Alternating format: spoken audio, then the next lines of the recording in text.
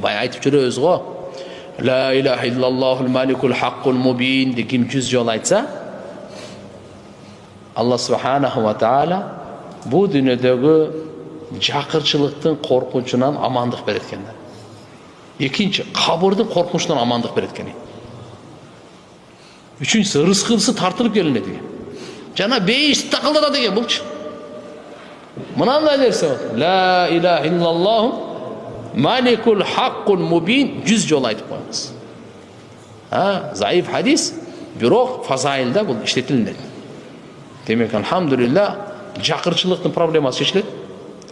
Кабырдын коркунучтук проблемасы чечилет.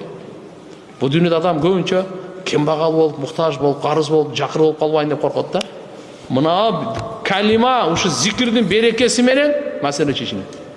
Экирде кабырдын вахшат деп коет, коркунучтугунан чечилет. Үчүнчүсү, рызкысы тартып келинет экен, бейишти такылдатат.